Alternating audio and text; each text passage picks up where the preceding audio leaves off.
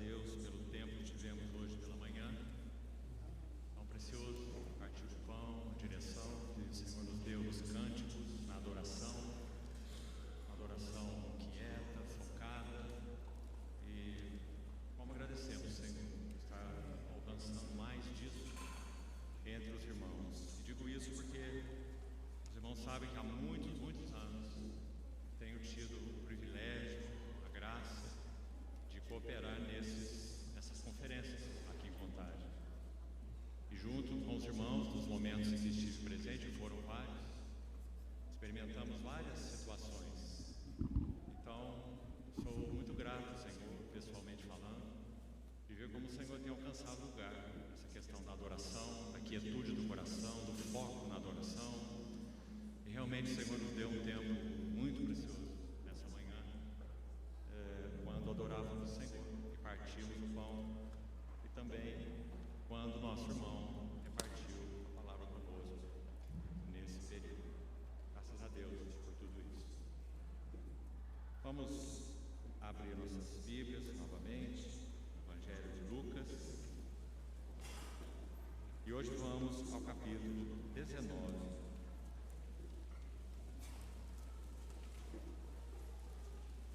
Irmãos, desculpa, eu vou precisar da ajuda dos irmãos para remover 2 carros, porque nós estamos sem água e o caminhão-pipa vai encostar para abastecer a água e nós estamos com 2 carros precisando ser removidos. Um é de placa PYN 3944 e o outro HQJ 1280. HQJ 1280, tá bom? Hein? O primeiro é PYN 3944, tá bom? É um Fiat. Tá bem? Obrigado, irmãos. Desculpa. Então vamos abrir as nossas Bíblias no capítulo 19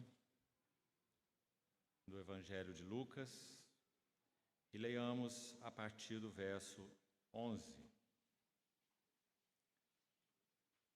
Essa aqui é chamada a parábola das 10 minas.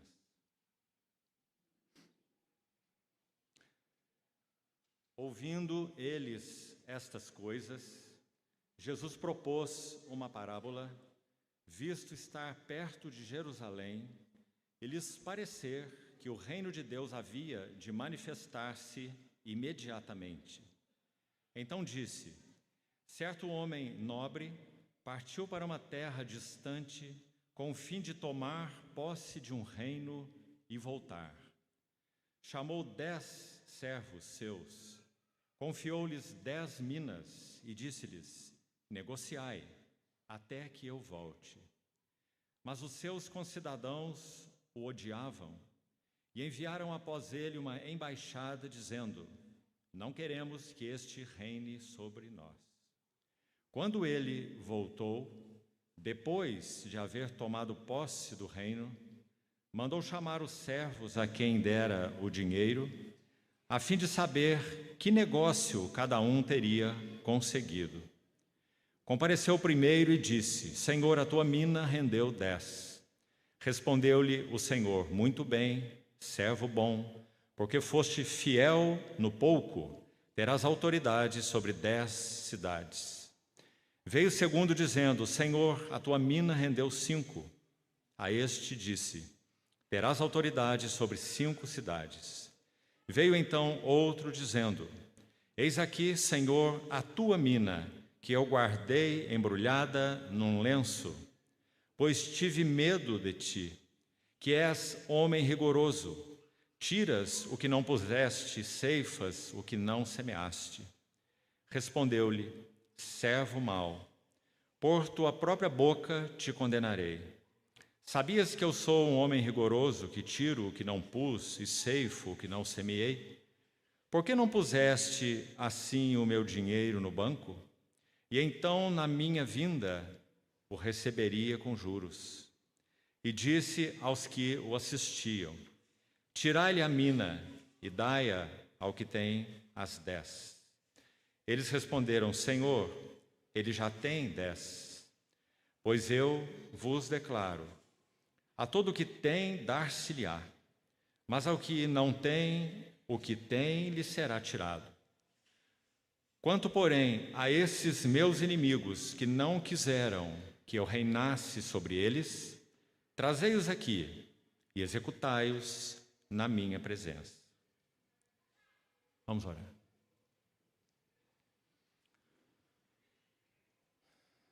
Querido Pai Celestial, apresentamos uma vez mais a Tua santa palavra lida e a colocamos, a entregamos nas Tuas santas mãos. Suplicamos a plena provisão e suficiência do ministério do Teu Espírito Santo para nos habilitar a compreendê-la, guardá-la, responder a ela, para que o Senhor obtenha de nós aquilo para o que nos tem chamado. Confiamos, Senhor, em que Tu mesmo tomará o Teu lugar nesse ambiente, promovendo entre nós um ambiente genuinamente espiritual, no qual o Senhor mesmo possa falar aos nossos corações. Assim oramos, esperando tudo de Ti, em nome de nosso Senhor Jesus. Amém. Meus amados irmãos, estou claramente convencido diante do Senhor que antes que entremos nessa preciosíssima parábola, nós façamos algumas aplicações específicas do que dissemos ontem. É claro que nós não iremos retornar especificamente a nada do que já dissemos, mas vamos buscar fazer aplicações que realmente sejam de ajuda, de encorajamento para a nossa jornada espiritual. E assim, então, vamos fazer alguma recordação daquele capítulo 5 de Lucas. Você, se quiser, pode tê-lo aberto aí. Embora, como disse, nós não vamos refalar o que já falamos ontem. Mas ouça com atenção. Quando o Espírito Santo ordenou a vida de Lucas e a pena de Lucas para escrever isso que nós chamamos de capítulo 5, sabendo que o texto é corrido na língua original, sem divisão de capítulos ou versículos. Mas então o que nós temos aí como capítulo 5, esses 4 cenários conjugados, eles formam de uma maneira única uma mensagem que nós então ontem compartilhamos. 4 estágios. Cada cenário aponta para um estágio, no que nós podemos chamar de a preparação para os vasos do testemunho do Senhor. Isso foi então o título, digamos assim, que demos ontem. Então vimos que naquele capítulo 3, vamos pensar ainda antes, o que não fizemos ontem inclusive, capítulos 1 e 2. Um grande comentarista das Escrituras, vou citar um nome para que você possa obter a ajuda dele, embora infelizmente seus escritos ainda estão apenas em inglês. Ele se chama Alfred Plummer. Ele tem um excelente comentário sobre Lucas, mas de muita erudição, aborda muitas questões técnicas, mas é muito devocional. Então, ele chama os 2 primeiros capítulos de Lucas de o Evangelho da Infância, porque eles são exclusivos de Lucas. Lucas muito provavelmente recebeu aquelas informações de Maria, a mãe de Jesus, que pôde retratar com todos aqueles detalhes. E alguns você vê ali que só ela poderia saber. Então, Maria certamente foi a fonte de Lucas para o chamado Evangelho da Infância, brilhante, maravilhoso, único, onde nós vemos aquelas cenas magníficas daquele bebê de Belém, envolto em fraldas e deitado numa manjedoura. Ah, se as hospedarias de Belém soubessem quem estava ali, todas as portas de todas as hospedarias seriam abertas para ele. Mas não foi achado lugar para ele naquela hospedaria. Então nós temos aqueles 2 capítulos tão preciosos, aquele odrezinho, bebê, aquele sem o qual nada do que foi feito se fez. O Verbo encarnado, Deus Emanuel, em fraldas. deitado em uma manjedoura. Glória a Deus nas alturas e paz na terra aos homens que Ele quer bem. Então, aqueles 2 maravilhosos capítulos, o pequeno odre de Deus, crescendo em sabedoria, estatura e graça. Então, nós chegamos ao capítulo 3. Agora, aquele odrezinho é um odre maduro, 30 anos de idade, um homem. E quando ele se apresenta a João, chamado Batista, para que então ele fosse se identificar com pecadores pelo batismo, embora ele não tivesse pecado, ele então diz a João, o Batista: deixa por enquanto, nos convém cumprir toda a justiça, o que ele faria 3 anos e meio à frente, na cruz do Calvário. Então ele entra naquele rio, o Jordão, para se identificar com a humanidade que ele iria redimir. Quando esse odre do prazer de Deus, 30 anos de idade, um homem, nunca perca isso de vista. Não estamos falando de um super-homem, não estamos falando de uma mistura de Deus com homem, nós estamos falando de alguém que é plenamente humano, ao mesmo tempo que é certamente o Deus eterno, o Filho de Deus. Então, quando ele entra no Jordão, o que acontece? Os céus não se podem conter. Então, os céus se abrem.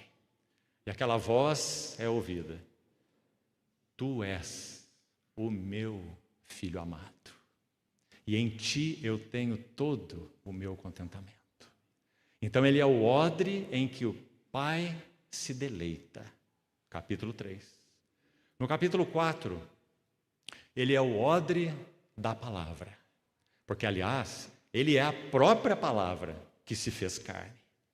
Então, quando ele abre a sua boca, a primeira coisa que ele tem a dizer publicamente, pregando, sua primeira palavra é: o Espírito de Deus está sobre mim, pelo que me ungiu para pregar boas novas aos cativos, para libertar os oprimidos, para apregoar o ano aceitável do Senhor. Então ele fecha aquele rolo do livro que foi dado a ele, de Isaías 61, e diz: na sinagoga de Nazaré, sua cidade, hoje se cumpriu essa escritura.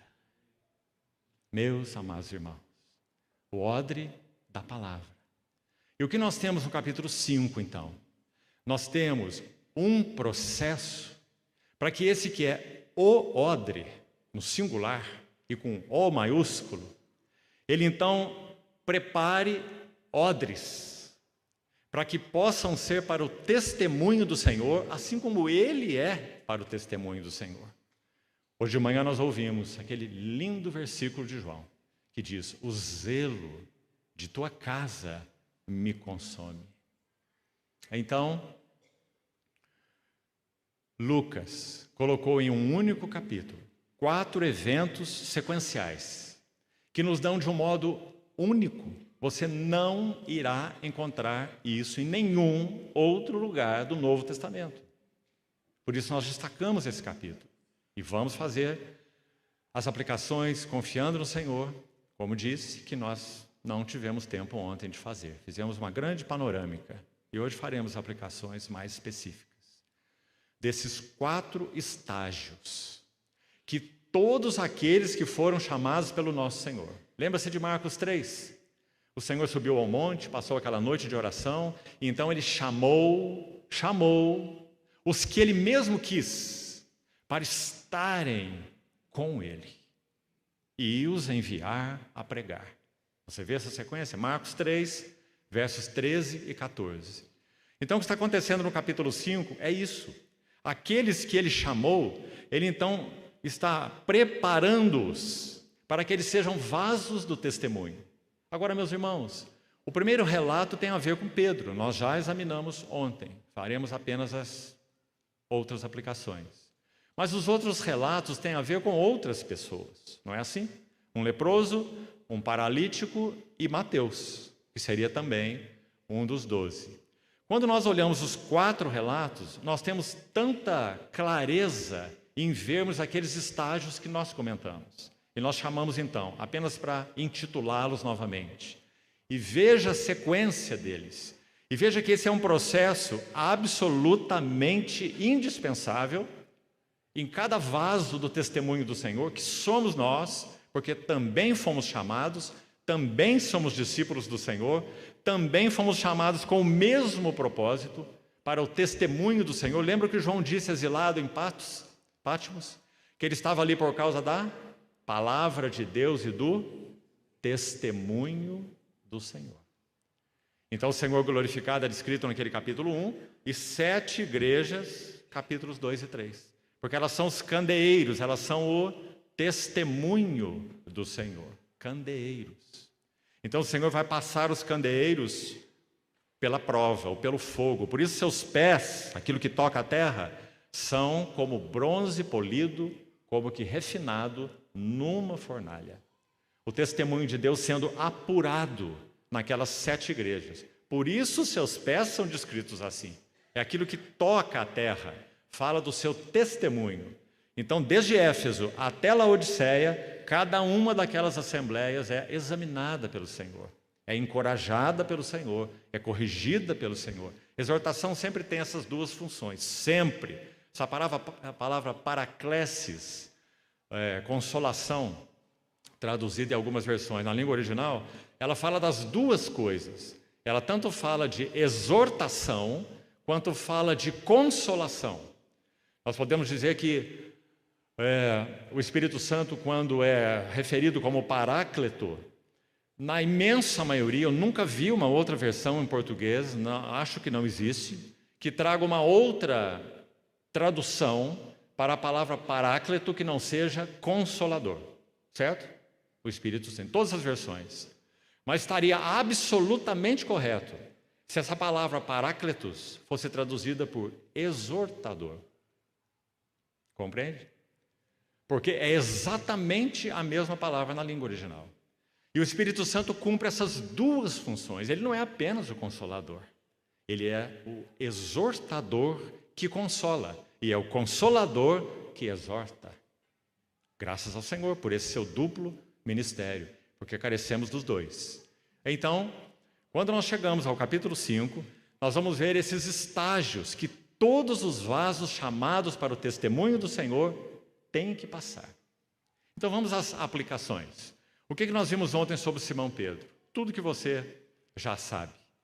Ele entrou naquele barco com o Senhor, a pedido do Senhor, o barco foi afastado da praia, ele pregou daquele barco, pediu para que ele o afastasse para águas mais profundas, fez aquele movimento soberano abaixo da superfície, quando Pedro nada sabia, nada via, mas lá estava o Senhor se movendo, porque Pedro havia voltado para onde ele tinha sido tirado.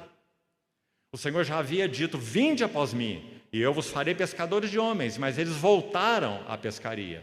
Quando o Senhor os chamou, é dito na narrativa de Marcos 1 e Mateus 4, que eles imediatamente deixaram as redes e o seguiram.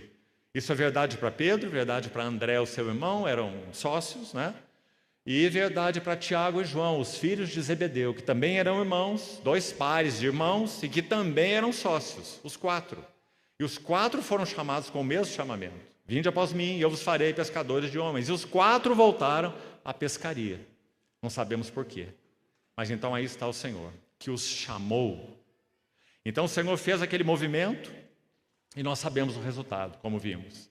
Pedro se prostra aos pés do Senhor, e ele diz, Senhor, agora não mais mestre, como vimos, mas Senhor, retira-te de mim que eu sou um pecador. Então, sobre esse primeiro evento, que fala sobre a necessidade indispensável que cada vaso chamado pelo Senhor para o seu testemunho tem de avançar em novas e mais profundas convicções de pecado. Vou colocar a mesma frase de outra forma. Nova e profunda convicção de quem somos por natureza. Meus irmãos, nunca percamos de vista essa necessidade. Porque é uma tendência de pensarmos mais ou menos assim: antes eu era isso e aquilo. E certamente éramos. E a Bíblia fala muito do que nós éramos. Efésios 2, Tito 3, 1 Pedro 3, há muitas listas, Romanos 1, 2 Timóteo 3, há listas terríveis do que éramos por natureza. Mas nós éramos, nós pensamos. Agora nós somos o quê? Graças ao Senhor. Somos filhos de Deus. Mas aí a próxima questão. A obra está completada? O que será que Paulo quis dizer com eu sei muito bem, que em mim, isto é, em minha carne, não habita bem nenhum? Romanos 7. O que será que ele quis dizer em Gálatas 5,16? Andai no Espírito, jamais satisfareis a cobiça, a concupiscência da carne, porque a carne milita, tempo presente, não é militava, não é militou, é a carne milita contra o Espírito. E assim também o Espírito milita, luta contra a carne, porque eles são opostos entre si, para que não façais, ouça com atenção, não façais o que porventura seja do vosso querer. Então Paulo está dizendo que mesmo na vida dos filhos de Deus, aliás, só os filhos de Deus têm essa batalha, os que não creem no Senhor não têm, porque os que não creem no Senhor não têm duas naturezas, só tem uma natureza, a natureza adâmica caída, que os rege, que os domina, que ocupa sua mente, suas afeições, seu coração, suas escolhas, toda a sua vida, suas prioridades. Mas o cristão tem duas naturezas. Então, só o cristão conhece essa batalha. Então, o que é necessário para que avancemos nessa batalha? Primeiro passo, cada vez mais profunda convicção de quem somos por natureza. Os irmãos compreendem isso? Então aí está a experiência de um discípulo, não só encontrado pelo Senhor lá em João capítulo 1, ouvindo aquela linda frase que já citamos ontem, ouvindo um tu és esse aí, o filho do João, o João ninguém, instável, pequeno, serve para nada. O máximo que você pode ter no final da sua vida é uma lápide na sua sepultura com a inscrição: aqui já Simão, o filho do João, o melhor pescador da Galileia. Esse é o melhor que ele poderia obter. Então o Senhor vai dizer: tu és Simão, mas tu serás Cefas, ou Pedro, uma pedra. Então, meus amados irmãos, isso já tinha acontecido. Em segundo lugar, o chamamento para o discipulado, deixa as redes, já tinha acontecido. Mas agora está aí Pedro, você vê? Carecendo de mais uma intervenção do Senhor. E também gostaria que você pensasse, guardasse essa palavra intervenção. Quantas intervenções o Senhor tem feito em nossas vidas. Movimentos soberanos, abaixo da superfície, para que nós possamos ter novos encontros com a glória do Senhor. Então vamos a algumas aplicações desse primeiro evento. Quando Pedro se dobra aos pés do Senhor naquele barco e diz: retira-te de mim porque eu sou um pecador, nós temos ali aquele sentimento dúbio. Ele se vê tão indigno. Ele se vê tão inadequado. Ele se vê tão dividido. Até mesmo porque o Senhor mandou que ele lançasse redes, mas ele lançou apenas uma rede, dividido. Mas, por outro lado, ele se vê tão atraído pelo Senhor. E não é esse um sentimento dúbio que na nossa jornada com o Senhor frequentemente experimentamos? Não é esse retira-te, mas podemos assim dizer: deixe o seu endereço comigo, porque eu sou nada sem ti. Então, meus irmãos, na nossa jornada espiritual, quanto mais tivermos clareza de quem somos diante do Senhor, em ti está o manancial da vida e na tua luz nós vemos a luz, mais nós seremos guardados nessa batalha espiritual da carne com o Espírito.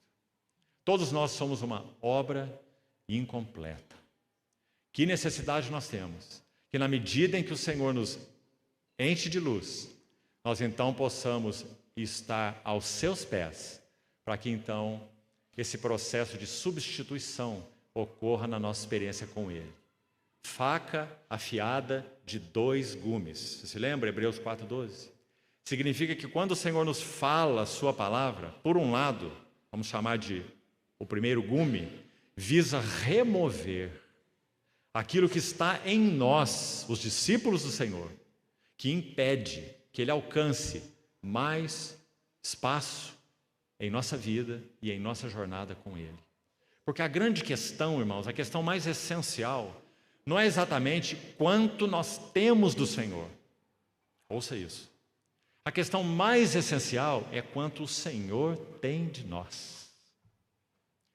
Você certamente já ouviu falar de Andrew Murray, um preciosíssimo servo do Senhor, que realmente viveu uma vida derramada aos pés do Senhor. Não há como você ler os mais de 200 comentários e livros escritos por Andrew Murray sem que você também se derrame aos pés do Senhor. Graças a Deus, alguns deles estão traduzidos já em português. E esse irmão, com toda a sua vida devocional que então tinha diante do Senhor, ele tem um entendimento tão claro sobre a questão da jornada espiritual, da maturidade espiritual, que ele diz assim: nosso Senhor está e estará sempre disposto a ir conosco até onde nós estivermos dispostos a ir com Ele. Realmente é uma frase para nós pensarmos 1 hora num quarto fechado aos pés do Senhor. Até onde temos estado dispostos a ir com Ele? Porque Ele irá conosco até onde estivermos dispostos a seguir com Ele. Nós podemos dizer não. Nós podemos manter repartições, departamentos em nossa vida interior que nós não queremos que o Senhor toque. Ilhas e recantos de refúgio. Lugares, e você sabe o que eu estou dizendo, lugares de prazeres secretos. Meus irmãos, quantos homens cristãos, por exemplo, são atormentados com essa questão de pornografia? Lugares secretos de prazer esdrúxulo, que ofendem, maculam a nossa vida e jornada com o Senhor, que ofendem o Espírito Santo, que o restringem em sua jornada conosco, para citar um exemplo. Quantas coisas temos mantido em nossas vidas, se é que temos mantido? Por isso disse quantas coisas, são muitos itens, são tentáculos como de um polvo, que tem buscado agarrar as nossas vidas e nos manter ali, como escravos delas. 3 áreas aqui gostaria de citar para os irmãos, para que nós nos examinemos nessas aplicações que, com a ajuda do Senhor, nos dispusemos a fazer nessa noite. Pense comigo. Pecados habituais. Você sabe o que isso quer dizer, não sabe? Que grudam na nossa experiência, mesmo como filhos de Deus, como um papel de bala na sola do sapato. Pecados habituais que impedem que nós avancemos mais com o Senhor. Segundo elemento, relacionamentos inadequados. Como é ampla essa questão dos relacionamentos inadequados. Sabe, meus irmãos, nós estamos vivendo, de modo geral, um cristianismo água com açúcar, sem nenhuma mensagem de comprometimento mais clara. Isso tem, e falo aqui como um membro dessa nação, vendo a igreja na nossa nação, de modo geral, isso tem sido verdadeiro motivo de tormento para o coração de muitos de nós. A graça tem sido levianizada. Quase que a palavra graça, e em muitos contextos isso é absolutamente verdade, não tem nem o quase. A palavra graça já foi substituída por libertinagem, substituída por tudo pode, tudo é válido. Isso tem dado lugar a vidas hedonistas. Sabe o que isso significa? Meus irmãos, mais de uma vez, tristemente, nós ouvimos história, uma delas é recente, de um casal cristão que viveu com o Senhor, serviu o Senhor. Então, numa manhã, a esposa acorda e diz para o seu marido: eu quero o divórcio. Por quê? O que está acontecendo com você? Ele disse, e ela disse: eu preciso ser feliz.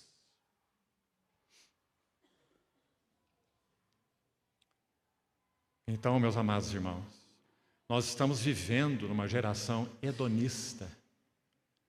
O significado de compromisso, o significado do próprio elo conjugal, o significado do compromisso uns com os outros, ele tem sido quase que totalmente perdido no que concerne a esfera de profissão cristã. Agora, meus amados irmãos, nós somos chamados com um privilégio tão imenso de sermos vasos do testemunho do Senhor. Quanto nós precisamos levar cada uma dessas coisas diante do Senhor para que Ele nos examine. Antes que venha, que chegue o dia, já marcado para todos nós, é bondade de Deus, é juízo familiar. Não vai decidir se nós somos salvos ou não, se nós ocuparemos, como nosso irmão nos lembrou, esses quartos celestiais que se referem particularmente à pessoa do Senhor, e não a ambientes, né? Ele é a casa de Deus. Esse juízo não se refere a isso. Esse tribunal de Cristo, que Paulo descreve em 2 Coríntios 5, é um tribunal que se refere e que examinará a resposta que cada um de nós deu àquilo que nos tem sido confiados. Então, quando entrarmos no estudo da parábola das 10 minas, voltaremos a isso com mais cuidado, você vai ver que aquele que recebe uma mina, como todos receberam uma mina, 10 minas, 10 servos, uma mina para cada servo, ele tem uma visão totalmente inadequada do seu Senhor. Ele diz: és um homem severo. Eu sei que tu és um homem severo. Eu sei que você é aquele que vai buscar colheita onde nem semeou. Mas, meus irmãos, a visão desse servo que recebeu essa mina estava completamente equivocada. O nosso Senhor não é um homem austero. A palavra no original aí é austero, é a mesma palavra no grego, aliás, austeros. Sabe o que significa? Uma pessoa de um temperamento mau, uma pessoa de uma conduta má, uma pessoa rigorosa, uma pessoa mal-humorada. Imagine isso. Eu sei que tu és um homem austero, que ceifas onde não semeaste. Por isso, eu escondi minha mina num lenço. Depois, mais tarde, amanhã, compartilharemos esses detalhes. Mas, irmãos, qual é a visão que temos tido daquele que nos chamou? Daquele que nos ama e por seu sangue nos libertou dos nossos pecados? Porque é essa visão que determinará qual é a condição dos nossos corações em nossa jornada com Ele e, então, consequentemente, qual é a condição do nosso serviço a Ele, ou o que faremos com a nossa mina. Então, pecados habituais, repetindo, para você pensar diante do Senhor. Vá para o seu quarto, tranque a porta depois de você, como o Senhor diz, e ore sobre esses assuntos. Senhor, eu tenho sido enredado por pecados habituais, em pensamentos, em intenções, em motivações. Senhor, eu tenho tido algum tipo de relacionamento inadequado, que fere teus princípios. Porque hoje, meus irmãos, há assembleias que se chamam cristãs, que estão dizendo que não há problema nenhum nisso, que qualquer tipo de relacionamento é válido. Relacionamentos inadequados. E terceiro elemento, coração dividido. Como foi o de Pedro nessa experiência. Ele viu que o seu coração estava dividido. Por isso ele diz: retira-te de mim, porque sou um pecador. Agora, sabe o que ele ouviu do Senhor? para completar essa primeira aplicação aí. Que lindo, meus irmãos. Ele ouviu, não temas. Não é maravilhoso? Porque, meus irmãos, o que nós faríamos com aquilo que na luz do Senhor nós veríamos dentro de nós? Hein? Sabe o que aconteceria conosco? Sem esse não temas, nós seríamos os primeiros, a fila da frente para encher os hospícios. E vou te explicar por quê. De novo, porque o mundo tem apenas uma natureza. Por isso o Senhor disse, os filhos das trevas, escute bem, são mais sábios na sua própria geração do que os filhos da luz. Compreendeu o que o Senhor quis dizer? Ele está dizendo, eles só vivem isso, só enxergam isso e a isso se entregam de todo o coração. É claro que tem consequências, não é? Mas eles só têm esse alvo. Agora nós, se realmente cremos no Senhor e recebemos o Espírito Santo de habitação, então nós temos agora um conflito. Compreendeu? A carne milita contra o Espírito e o Espírito milita contra a carne. Então para o mundo não há relacionamentos inadequados. Para o mundo há ai daquele que pisar no meu calo. 7 vezes se tomará a vingança de Caim, mas de Lameque 70 vezes 7. Não é assim? Ai daquele que cruzar o meu caminho. Isso é o mundo. Mas nós, se temos a natureza de Deus, o Espírito que milita contra a carne, então ele nunca se contentará com isso. Ele sempre estará falando a nós. Então conflito, confronto em todo o tempo, até que nós fôssemos para o hospício, em loucura, não dando conta de nós mesmos, das nossas coisas, da ebulição dentro de nós. Não é assim? Meu irmão, se você não conhece isso, eu temo que você não seja um cristão e ainda não tenha nascido de novo. Porque essa é a vida normal de um cristão. O Espírito milita contra a carne e a carne milita contra o Espírito. Porque são opostos entre si, para que não façais o que porventura seja do vosso querer. Tão claro, não é? Então, graças ao Senhor, aquele discípulo, assim como nós, quantas vezes já nós ouvimos do nosso Senhor essa mesma frase: bendito seja o seu nome. Não temas. Não temas. Quando João se viu como um nada diante da visão do Cristo glorificado, o que aconteceu? Ele caiu de novo, mais um. Ele caiu aos seus pés como morto. Então ele vai descrever e diz que ele pôs sobre mim a sua mão direita, dizendo, qual é a primeira frase? Não temas. Meus irmãos, bendito seja o Senhor. Eu gostaria de ler um texto, ainda fazendo essa aplicação. Abra, por favor, comigo, em Oséias capítulo 11. Sabe qual é o motivo desse não temas? Oséias, profeta Oséias, capítulo 11. Escute esses primeiros versos.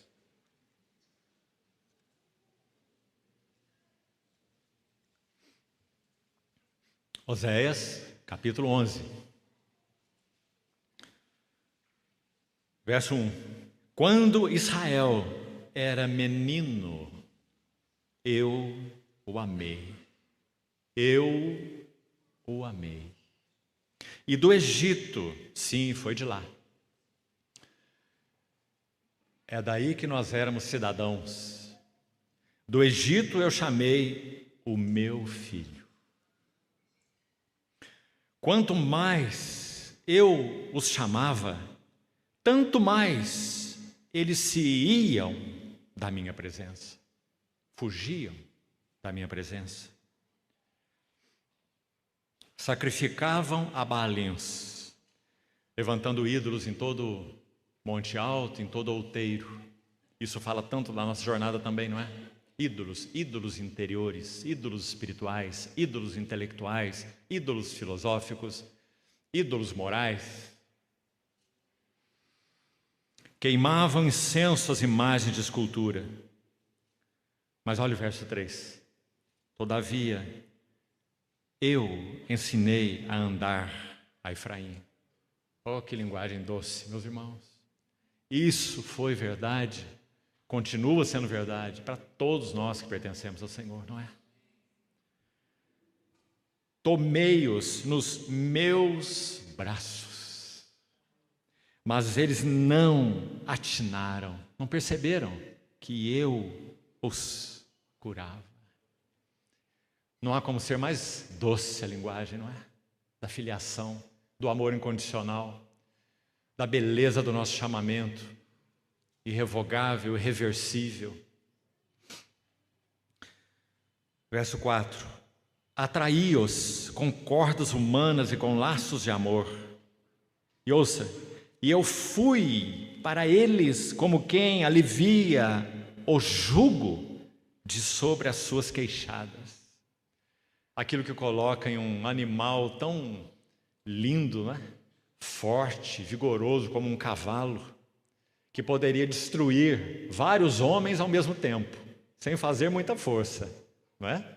Mas quando o pequeno freio é colocado em sua boca e ele é treinado, então toda aquela força está sob controle, sob domínio, não é? Então, jugo sobre as suas queixadas. Nós éramos assim dominados, éramos assim escravizados, jugo sobre as queixadas, e nós não podíamos fazer nada.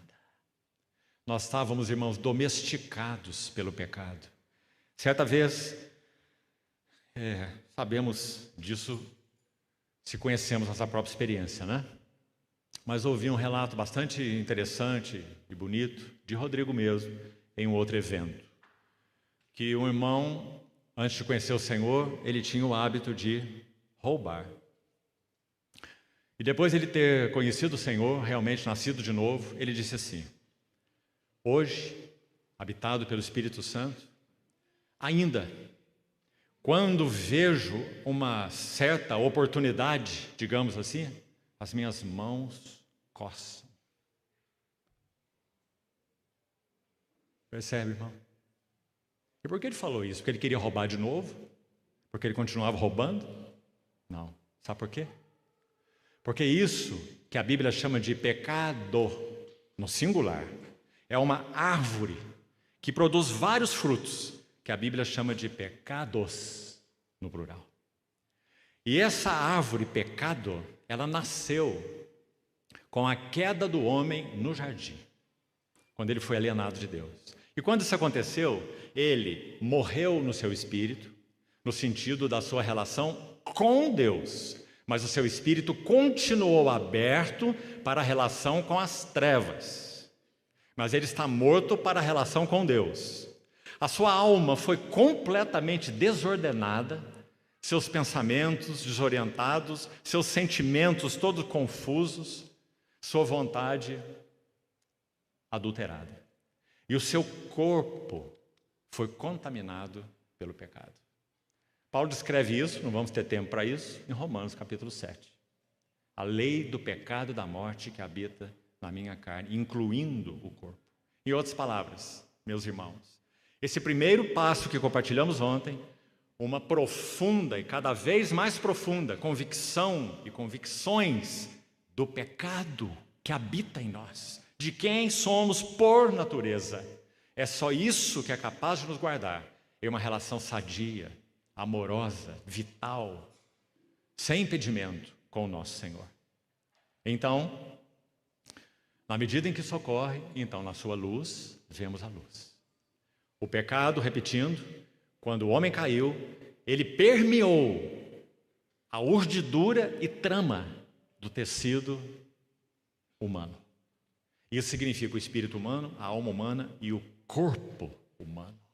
Mas bendito seja o Senhor. Quando Ele nos redimiu, Ele também nos redimiu nas 3 esferas. Por isso, quando Paulo escreve aos Tessalonicenses, ele diz: o Deus fiel é Deus, e esse Deus fiel, Ele vos conservará íntegros e irrepreensíveis, espírito, alma e corpo, na vinda do nosso Senhor Jesus Cristo. Este corpo também foi comprado, mas é fato que nele ainda habita a lei do pecado e da morte. É claro. Por isso, inclusive, externamente, ele está se degenerando a cada dia, não se fortalecendo a cada dia. Não é? Então, meus irmãos, quão importante isso é. Que nós não percamos isso de vista, para nós não transformarmos a graça de Deus em leviandade, em libertinagem. Agora, essa história de amor, descrita nesse livro, de Oséias 11, onde nós estamos lendo, ela conclui assim, vamos só até o verso 5. O final do verso 4, ainda não lemos, diz assim, eu me inclinei para dar-lhes de comer. Não voltarão para a terra do Egito. Isso é uma maravilhosa bênção, você não acha? E foi isso que aconteceu com o povo mesmo, literalmente, o povo da aliança, não foi? Quando eles passaram pelo Mar Vermelho, foi só caminho de ida. Não tinha caminho de volta. Não é? Graças a Deus. Assim, o batismo, que é realizado com realidade espiritual, tem esse significado para nós. Nós nunca encontraremos de novo lugar no Egito. Nunca. É impossível. Se tentarmos, como já usamos essa figura, inclusive aqui algumas vezes, é como você tentar colocar uma chave que já teve os seus dentes serrilhados em uma fechadura. Nós somos a chave, o mundo é a fechadura. Antes, tudo funcionava tão bem, não é assim? A chave entrava na fechadura e abria todas as portas. Mas agora, o Espírito Santo passou no esmeril a chave. E agora, quando nós colocamos a chave na fechadura, ela não gira. Louvado seja o nosso Senhor. Não encontramos mais lugar lá. Graças a Deus por isso, meus amados irmãos. Por isso, não voltarão para o Egito. Mas observe o que diz na sequência. Mas o assírio será seu rei. Porque se recusam converter-se, ou seja, mudar os seus caminhos, mudar a sua mentalidade, deixar esses baalins, deixar esses ídolos que nada são. Então, porque eles se recusam, eu me inclino para dar-lhes de comer, mas eles se recusam. Então, embora eles não voltem para o Egito, eles serão assenhoreados pela Assíria. Foi para onde a tribo do norte foi cativa, quase 100 anos antes das tribos do sul para a Babilônia. Não é? Cativeiro da Assíria, cativeiro da Babilônia. O assírio será seu rei, porque eles se recusam a converter-se. Então, meus amados irmãos, essas são as aplicações que eu gostaria de fazer sobre esse primeiro passo. Por isso que nós mantenhamos como nossa oração diária, a cada manhã, diante do Senhor. Salmo 36, 9. Em ti está o manancial da vida, e na tua luz nós vemos a luz. Luz sobre ele, sua glória, sua beleza, cada vez mais, cada vez maior, e de glória em glória nós somos transformados. Mas também nós vemos com cada vez mais clareza quem somos por natureza. Quero citar um verso para fazer alguma aplicação mais nos outros passos. E acho que talvez hoje ainda conseguiremos abordar um pouco da parábola das 10 minas. Se não, faremos amanhã calmamente. Quando, meus irmãos, nós recorremos à luz do Senhor para nos examinar, Filipenses 3:3, um verso de muita importância e beleza, Paulo vai dizer assim: nós é que somos a circuncisão, a verdadeira circuncisão. Não são aqueles que passaram pela circuncisão na carne, aqueles que se gloriam disso. Nós é que somos a verdadeira circuncisão. Quem? Quais são as marcas de uma verdadeira circuncisão? Que lá em Romanos ele diz que não é uma circuncisão feita na carne, aquela que era externa, certo? Nos meninos, quando nasciam. Mas é uma circuncisão do coração. Romanos 2 ele vai explicar isso. Então em Filipenses 3, ele mesmo, Paulo, ouça bem. Filipenses 3:3, ele vai dizer assim: nós é que somos a verdadeira circuncisão. Nós que? 3 marcas. A primeira, adoramos a Deus no Espírito. Primeira marca de uma verdadeira circuncisão. Todos que foram verdadeiramente circuncidados adoram a Deus no Espírito. Segunda marca, se gloriam em Cristo Jesus e apenas em Cristo Jesus. Não se gloriam em si mesmos, não se gloriam em homens, não se gloriam em coisas, se gloriam em Cristo Jesus. Porque é em Cristo Jesus, a frase preferida de Paulo, que ele usa, essa e as suas correlatas, nele, no Senhor e etc. Ele usa mais de 200 vezes nas suas 13 epístolas. Paulo poderia descrever um cristão genuíno como sendo um homem ou uma mulher em Cristo. É assim que Paulo define o que é ser um cristão. Então ele vai dizer: adoram a Deus no Espírito, se gloriam em Cristo Jesus, mas tem mais uma marca. E qual é ela? E não confiam na carne, meus irmãos. Agora, como nós não confiaríamos na carne se nós não a conhecêssemos? Para não confiar nela, nós temos que conhecê-la. Agora, não é conhecê-la praticando pecados, não. Louvado seja o Senhor por isso, não é? É conhecê-la na sua luz, onde nós vemos a luz, sobre quem somos por natureza. E ali nós nos conhecemos. De dentro do coração do homem é que procedem. Marcos 7, lembra? Então, esse é o primeiro passo. Um pouco sobre o segundo.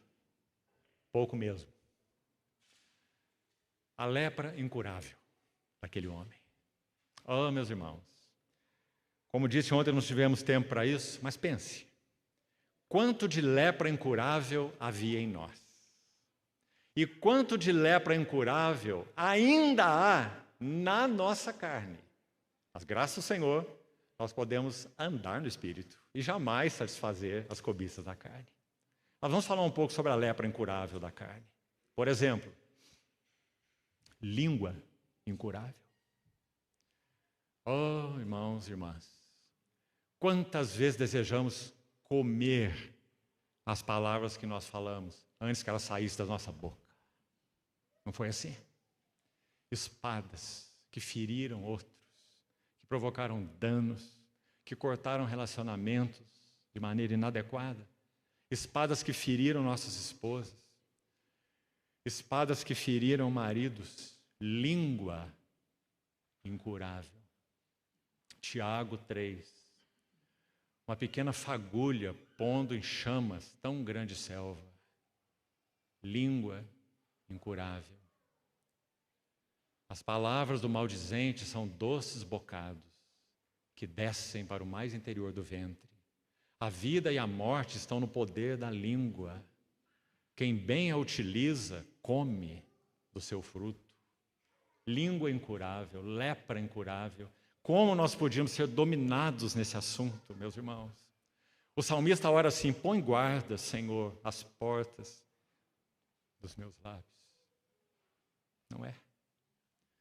No Salmo 19, no final do Salmo, ele diz assim: que as palavras dos meus lábios e o meditar do meu coração sejam agradáveis na tua presença, Senhor, rocha minha e redentor meu. Lepra incurável. Segundo exemplo de lepra incurável. A língua é o primeiro, meus irmãos, é o primeiro. Segundo, temperamento. Temperamento incurável. Mau humor incurável. Há um versículo em Colossenses 3 que diz assim: maridos, amai as vossas mulheres e não as trateis com amargura. Lembra-se desse verso? A palavra para amargura, na língua original, também poderia fielmente ser traduzida por mau humor. Não as trateis com mau humor. Outra lepra incurável. E se a Bíblia menciona aí os maridos em primeiro lugar, ou nesse assunto específico, menciona apenas maridos, então nós temos que assumir isso para nós, não é? Como sendo algo que o Espírito Santo quis falar a nós. Maridos, não trateis vossas esposas com mau humor. Então, às vezes, quando a tua esposa te chamar assim, meu amor, você escute bem. Às vezes ela está falando mau humor, mau humor. Mau humor. incurável. Mas tem mais um elemento incurável aí. Nós estávamos conversando com uma irmã, que é médica, e ela dizia o que nós já sabemos, né? Mas é bom ouvir de profissionais também. Quanto os adolescentes e jovens têm sofrido de ansiedade e de depressão. Muito. Por vários motivos. Vou citar alguns deles. Pressão social. Muito, muito forte na vida dos adolescentes e jovens. Segundo, pressão do mercado de trabalho. Extenuante. As empresas não querem o serviço dos funcionários. Quanto mais jovem, mais isso é verdade. Elas querem a alma dos funcionários. Que eles sejam conectados com a sua empresa 24 horas, todos os dias. Se eles não quiserem, há muitos que querem. Então basta que eles saiam da empresa e dê lugar para outro. Não é assim, jovens. Pressão do mercado de trabalho. Pressão social. Então, esse assunto das ansiedades e da depressão, ele precisa, de uma maneira mais pontual, ser lidada se nós queremos ser vasos do testemunho do Senhor.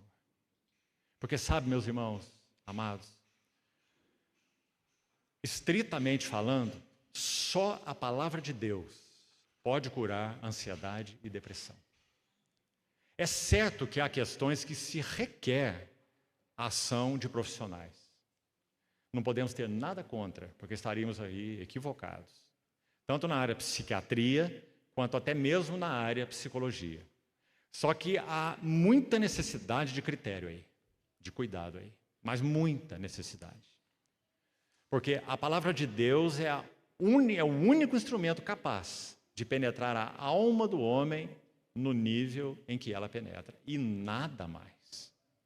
Então é certo que conselhos, olha, você está extrapolando aqui, olha, regule melhor o teu dia, olha, aprenda a falar não para situações em que se requer que fale não, você não pode falar sim para tudo, não é? Você vai ter um burnout aí, burnout está na moda também, né? Essa palavra. Não é isso? Então o psicólogo vai te ajudar, aprenda a falar nas coisas mais básicas, né? Um bom papai podia ajudar seu filho com isso, não é? Aprenda a falar não, aprenda a regrar seu dia, e etc. Mas só a palavra de Deus pode curar ansiedade e pode curar depressão. Agora, aqui acho que há algo que pode ainda nos encorajar nesse assunto, da lepra incurável aí. Nesse caso, ansiedade e depressão. Você já ouviu um pouco da história de Spurgeon? Você sabia que ele lutou por toda a sua vida com depressão? Alguns quase podem dizer, não é? Porque ele é chamado de o príncipe dos pregadores. E havia alguns motivos. O primeiro deles, ele tinha gota. Gota é uma doença que inflama articulações e é extremamente dolorosa. Extremamente dolorosa. Como se enfiar agulhas dentro das suas articulações. Crise de gota. E ele sofria de gota e sofreu de gota por muitos anos. Então essa era uma das causas da sua depressão. Uma outra. Certa vez Spurgeon estava pregando em um grande auditório. Grande evangelista que ele foi. Então alguém, de uma maneira maldosa, gritou no auditório, fogo! E a multidão se desesperou. E as pessoas procuraram caminho de saída. Vários se feriram e vários morreram pisoteados. E Spurgeon disse que depois disso, ele não conseguia pregar. Ele ficou meses sem pregar, por causa do trauma desse evento. É claro que ele era uma pessoa introspectiva, quanto ao seu temperamento também. Ele dizia que a depressão, lutar contra a depressão é como lutar com um inimigo invisível. Ele dizia, eu não consigo dar murros na névoa. Veja a sua expressão. Mas, meus irmãos, você sabe quem ele foi? Esse servo do Senhor foi tão sustentado pelo significado, o poder, o valor, a suficiência da palavra de Deus, que ele aprendeu a viver por ela, mesmo com todas essas questões no seu homem interior. E foi então usado pelo Senhor da maneira como foi. Conhecendo a jornada espiritual como ele certamente conheceu, só você ler os seus escritos. Um homem maduro de Deus. E um homem que declarou então, que lutou com esse assunto emocional a sua vida toda. Então, esses são alguns exemplos dessa lepra incurável. Que o Senhor nos ajude a levar essas coisas realmente aos seus pés. Porque é ali, meus irmãos, é ali que nós experimentaremos o valor, o significado da palavra curadora, restauradora, fortalecedora, capacitadora de Deus. Agora, quero ler um relato para você. Um textozinho, por favor, preste então bem atenção. Esse texto é de François Fenelon. Esse é outro homem que conheceu a jornada espiritual muito profundamente. Outro homem maduro de Deus quanto à jornada espiritual. François Fenelon. Ouça bem o que ele escreveu. Esteja você certo de que, com o aumento da luz em seu interior, as imperfeições que você tem visto até então serão vistas tão maiores em suas bases como você jamais as concebeu. Ouviu bem? E que você testemunhará adicionalmente o desenvolvimento de uma multidão de outras, de cuja existência você não tem até agora a mais leve suspeita. Compreendeu? Significa que ainda há coisas em nós que nós nem sabemos, mas que na medida em que andamos na luz, como Ele na luz está, na sua luz vemos a luz, mais nós vamos conhecendo dele. Não é introspecção, não é psicanálise. Quanto mais nós vemos a glória do Senhor, então quanto mais conhecemos a glória do Senhor, mais nós conhecemos a nós mesmos. Aliás, é a única maneira de nos conhecermos, é essa. Do contrário, nós vamos até um limite. Não se pode passar daí. Não se pode passar daí. Só a palavra de Deus pode nos levar a níveis mais profundos de conhecimento interior. Então, continuando o texto dele. Quanto mais luz, então, mais se vê as imperfeições, repetindo o que ele disse, e você ainda testemunhará adicionalmente o desenvolvimento de uma multidão de outras, cuja existência você não tem até agora a mais leve suspeita. Continuando. Então, se descobrirá ali as fraquezas necessárias para privá-lo de toda confiança em sua própria força. Não é o que Paulo falou em Filipenses 3:3? Adoram a Deus no Espírito, se gloriam em Cristo e não confiam na carne. Em nenhum sentido. A inteligência da carne, a perspicácia da carne, a experiência da carne. Oh, meus irmãos, sabe um dos problemas dos homens e mulheres também de cabelo branco? É confiarem na sua experiência. Grande problema. Nossa experiência significa nada se ela não estiver ali disposta aos pés do Senhor. Nossa experiência pode até mesmo nos enganar. Nós não podemos confiar na eloquência, na oratória, na experiência, na intelectualidade, em nada. Então, fraquezas necessárias, que frase, para privá-lo de toda confiança na sua própria força. Porque, na verdade, meus amados irmãos, a grande questão para o nosso Senhor não é que nós somos fracos, é que nós somos fortes. Então, o seu trabalho é nos enfraquecer, porque quando sou fraco, então é que sou forte. E o seu poder se aperfeiçoa na fraqueza. Agora, a próxima frase de Paulo, isso é Coríntios, né? 2 Coríntios 12, nos examina tanto, porque ele diz que ele fazia algo que nós raramente fazemos, porque somos introspectivos, porque nossos valores não estão em Cristo, estão em nós. Então nós não conseguimos fazer o que ele falou no restante desse verso. Ele diz assim: por isso então, porque o seu poder se aperfeiçoa na fraqueza, então eu mais me gloriarei nas minhas fraquezas, para que sobre mim repouse o poder de Deus. Olha, meus irmãos, que maravilha! Isso vale para todos nós.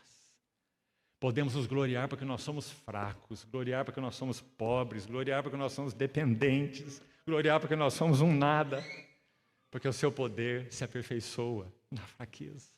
Bendito seja o nome do Senhor. Então, ele continua assim, ainda Fenelon. Mas, graças a Deus por esse mas essa descoberta na sua luz, longe de ser desencorajadora, ela servirá para destruir a sua autoconfiança e arrasar o edifício do orgulho até as suas bases. Porque, irmãos, todos nós poderíamos substituir o nosso nome por outro nome. E esse nome é orgulho. É isso que nós somos por natureza, irmãos. Nós tentamos mascarar e disfarçar de todas as formas, não é? Mas é isso que nós somos por natureza. Orgulhosos. Então, ele diz que esse avanço na luz de Deus assim, conhecendo a glória de Cristo, e então na sua luz conhecendo a nós mesmos, adorando a Deus no Espírito, cada vez mais nos gloriando nele, somente nele, e não confiando na carne, é que nós teremos as bases da nossa autoconfiança e do nosso orgulho realmente minadas. E aí sim, meus irmãos, nosso Senhor amado poderá usar nossas vidas aqui, ali, no lar, no trabalho, para com nossos filhos, nossa esposa, nosso marido. Pequenas coisas, porque a vida cristã é um ministério de pequenas coisas, não é? Mas esse é o processo. Então, pense sobre isso. E ainda, sobre um textozinho mais de um outro irmão, sobre essa luta que nós estamos escrevendo. Bem pequeno, escute com atenção. Ele vai dizer assim: se esta luta, de tudo que estamos vendo de nós mesmos, na luz do Senhor, se essa luta não for travada, nós nos esquivarmos, justificarmos, culparmos os outros. Oh, meus amados irmãos, deixem eu parar aqui um pouquinho. Nunca culpe os outros. Porque o Senhor usa os erros, as falhas, as dificuldades, os problemas dos outros para trabalhar em nós. Pare de culpar os outros. Não transfira problemas para os outros. Peça ao Senhor que lance luz sobre você. É certo que os outros têm problemas. É certo que os outros erram. Agora, talvez a pergunta mais essencial nós não fazemos. Você sabe qual é? O que nós podemos fazer com os outros? Não é? Só o Espírito Santo pode fazer algo com o outro. Esposa cristã, o que o Senhor diz para você no livro de Provérbios quanto ao seu marido difícil? O coração do rei está nas mãos do Senhor, e este, segundo o seu querer, o inclina. Pare de tentar inclinar o coração do seu marido para os seus interesses. E fazendo boicotes emocionais, e usando outras estratégias para tentar manipulá-lo. Porque isso ofende o Espírito Santo e não produz nada que possa ser de valor. Então, se essa luta não for travada, repetindo o texto, olha o que ele diz. Nós viveremos a nossa vida em uma longa defesa, na retaguarda, né? Uma longa defesa contra a realidade da nossa condição pecaminosa. Repetindo, viveremos uma vida, nossa vida, em uma longa defesa, nos defendendo o tempo todo, justificando o tempo todo, culpando os outros, uma longa defesa contra a realidade da nossa condição pecaminosa. O pecado do outro é o pecado do outro. Mas e o meu pecado? E o que eu tenho visto a respeito de mim na luz do Senhor? O que eu faço com ele? E então, ele completa assim. Em um esforço extenuante para nos convencer das nossas próprias virtudes, já que os problemas estão nos outros, em nós as virtudes. Então, um esforço extenuante para nos convencermos de nossas virtudes. A terceira etapa que nós vimos lá em Lucas 5, nova convicção de pecado, nova purificação, a lepra incurável, terminamos aqui. Graças a Deus, então, vemos os dois passos positivos, não é? Nova capacitação, paralítico, curado. E o Senhor olhando para aqueles fariseus, como nós falamos numa frase só, não é? É um discurso só. Ele olha para eles dizendo assim: para que saibais que o Filho do Homem tem poder para perdoar, tem autoridade para perdoar pecados, eu te digo, levanta-te, toma o teu leito e vai para a tua casa. Num discurso só. Levanta-te. Oh, meus amados irmãos. Nesse processo que nós falamos de vermos bem quem nós somos, nesse processo de sermos purificados e purificados e purificados na sua luz, vendo a luz, como nós precisamos avançar em nossa experiência nesse terceiro passo. É uma nova capacitação. Austin Sparks, certa vez, disse para sua esposa: eu vou para o meu escritório e, por favor, você não bata na porta, não me leve comida, nada. Eu vou trancar no meu escritório e vou ficar lá, até que o Senhor fale comigo qual é a razão do fracasso no meu serviço a Ele. Agora eu quero te dizer o que ele chamava de fracasso. Ele disse que nesse ponto, ele podia fazer um estudo da Bíblia, de todos os livros da Bíblia, sem esboço, e pregar sobre todos eles. Qual era a sua carga central, qual eram suas principais ênfases, suas palavras-chave, sobre todos os livros. E ele chamou isso de ministério infrutífero. Compreende? Então ele foi para o seu escritório. E ele narra que então ele estava lendo o livro de Romanos, que certamente ele devia conhecer muitas porções de cor, inclusive, Romanos. Então ele chegou a Romanos 7, que diz assim: para que sirvamos não na caducidade da letra, mas em novidade do Espírito. Essa frase, como que saltou da Bíblia e penetrou o coração de Sparks. Então ele se dobrou diante do Senhor e disse: meu Senhor, o conhecimento que eu tenho adquirido tem sido usado na energia da carne. Quero conhecer o que significa te servir em novidade de espírito. E foi isso que ele fez pelo resto de sua vida. Por isso, até hoje, nós bebemos dos seus escritos.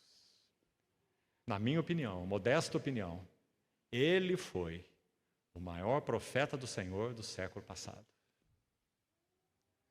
O maior de todos eles, na sua visão espiritual. Louvado seja o Senhor. Porque é a isso que ele quer nos conduzir, uma nova capacitação. Agora, meus irmãos, o que nós temos hoje? Você quer pregar a palavra? Então faça esse estudo, vá para um seminário, se prepare dessa maneira ou de outra, leia esse livro. Não que isso em si mesmo possa ser inútil. Seminário é um grande problema, sejamos honestos. Se houver 5 seminários saudáveis no nosso país, nós estamos sendo muito otimistas, porque a maioria deles está encharcada de liberalismo. A maioria deles não crê que a Bíblia é a palavra inspirada verbalmente por Deus. Não crê. Esses são os nossos seminários. E não é só no nosso país, é de modo geral. Como é que o Senhor prepara vasos? Ele prepara vasos assim, como Lucas capítulo 5 descreve. É assim que ele prepara vasos. Então, uma nova capacitação. Levanta-te. E por último, para concluirmos, e vamos ficar só com isso hoje. Amanhã, se o Senhor permitir, pela manhã entramos nessa linda parábola que nós lemos, a parábola das 10 minas. Um novo interesse, assim chamamos, e uma nova ocupação, não é? Aquelas 3 frases tão simples. O Senhor passa pela coletoria, vê aquele homem sentado, um publicano, e ele diz: segue-me. A Apenas isso. E é dito, e ele se levantou, e ele deixou tudo e o seguiu. Quem é ele? Mateus.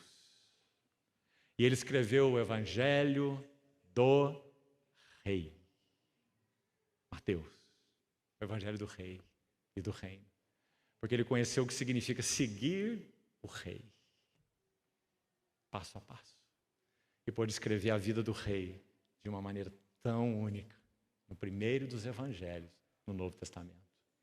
Então, essa nova ocupação, concluindo, ela coroa tudo o que vem antes. E como nós podíamos inverter a ordem do que está aqui? É impossível inverter. Convicção de pecado, cada vez mais profunda. Quem somos por natureza? Para que não confiemos na carne, não confiemos na caducidade da letra, mas compreendamos o que é servir e andar no Espírito. Purificação, as lepras incuráveis que mencionamos, e tantas outras podiam ser citadas. Lascívia, por exemplo, não foi citada. Lascívia é uma lepra incurável que mora em nossa carne. Lascívia, olhos lascivos, pensamentos lascivos, intenções lascivas, lepra incurável. Mas que bom, nós podemos ouvir, nós podemos ir ao nosso Senhor e dizer, ó Senhor, em nossa miséria, na sua luz, e dizermos, ó Senhor, se queres, podes purificar-me. E imediatamente ouviremos, eu quero, fica limpo. O poder da sua palavra, meus irmãos, transformando e renovando as nossas mentes, nos dando novos sentimentos, novo foco, novos apetites, novas intenções, tudo novo, vaso novo, odre novo, para conter um vinho novo. Meus irmãos, não há nada mais extraordinário nessa vida. Temos sido chamados para passarmos esse processo de discipulado pelas mãos diretas do nosso Senhor Jesus, usando tudo o que Ele usa, mas são as suas mãos diretas sobre nós, através desses instrumentos, que são só instrumentos. Vamos pensar, são como luvas. Quando você põe uma luva na mão e toca um objeto, é a sua mão que está tocando, não é? A sua mão é que manuseia a luva, é ela que determina. Não é assim? É sempre as mãos do Senhor que estão nos tocando. Mas Ele usa as luvas, os instrumentos, que Ele manipula, que Ele manuseia. Então, esse último cenário, ele coroa os outros anteriores. Porque nós tínhamos, então, tomados por uma nova ocupação e um novo interesse. E eu queria citar para você, se você quiser acompanhar na sua Bíblia, Colossenses 3, vou citar para você. Colossenses 3, versos de 1 a 4, e vamos concluir. Paulo vai dizer assim, se fostes ressuscitados juntamente com Cristo. Lembre-se, esse se aí não é uma partícula condicional, certo? Muito claramente. Ele está dizendo, é porque fostes. Se esse aqui é um fato, por isso é o se. Se isso aqui é um fato, então esse outro aqui é o fato decorrente. Compreendeu? Ele está dizendo, será que fomos ressuscitados com Cristo ou não fomos? Não. Ele diz, se fostes, primeiro lá no final do capítulo 2, ele vai dizer, se morrestes com Cristo, não é? Para os rudimentos do mundo, por que vos sujeitais à ordenança, não toque isso, não proves isso, não toques aquilo outro? Não é assim? Colossenses 2:20, só você ver aí. Então no capítulo 3, ele começa assim, se fostes ressuscitados. Então morrestes, nosso irmão tocou nisso pela manhã, não é? Morrestes e fostes ressuscitados. Então, se fostes ressuscitados juntamente com Cristo, pensai. A palavra pensai aí. Ter uma atitude definida de mente. Eu sei que já li para os irmãos aqui e em outros lugares. Aquele artigo de A.W. Tozer sobre o cultivo da vida interior. Não é? Muitos que estão aqui certamente vão se lembrar. E você lembra que ele fala sobre isso, não é? Chame para casa, ele usa essa figura. Chame para casa os seus pensamentos errantes. Não permita que sua mente fique dispersa por muito tempo.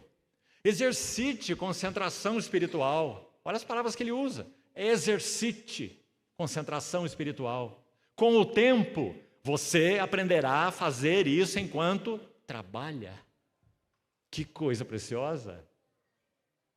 Exercício da vida espiritual. Nós exercitamos para tudo, né?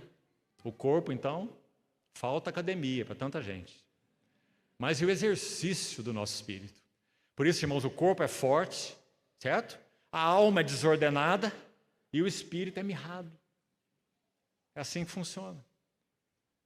Meus irmãos, nosso espírito deveria ser forte para que governasse nossas almas terríveis.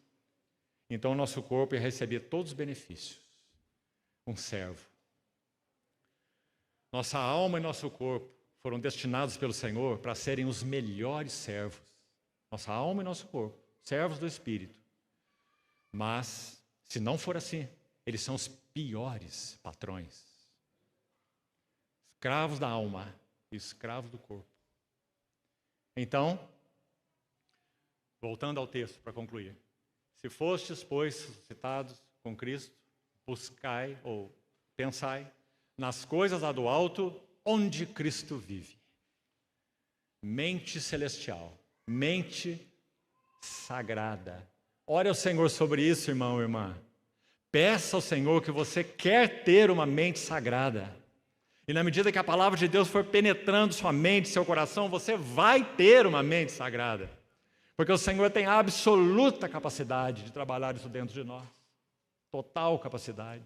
Limpar, dar as mãos para nós, tomar as chaves de cada departamento trancado do nosso coração, entrar lá conosco e colocar para fora os escorpiões, as víboras, as aranhas, os morcegos que estão alojados lá no escuro. Ele entra lá conosco sem vergonha nenhuma, porque Ele não se envergonha de nos chamar de irmãos. Bendito seja o seu nome. Mas nós precisamos colocar nossa mão na dele e colocar a chave na mão dele, dizendo: entra, Senhor. Entra, porque com este inimigo eu não posso. Eu tenho perdido a guerra frequentemente. Se fosse ressuscitado juntamente com Cristo, pensai nas coisas lá do alto, onde Cristo vive, assentado à destra de Deus. Aí ele vai dizer, buscai as coisas lá do alto primeiro, né? Depois ele vai dizer, pensai nas coisas lá do alto, não nas que são aqui da terra. Porque morrestes. E olha que lindo agora. E a vossa vida é realidade já para todos nós. A vossa vida está oculta juntamente com Cristo em Deus. Já é verdade para todos nós, meus irmãos, ela está. Então, o que Ele deseja fazer conosco? Transformai-vos pela renovação da vossa mente, para que experimenteis a boa, agradável, perfeita vontade de Deus. E aí ele conclui aí com o verso 4, aí vamos terminar. Tão lindo.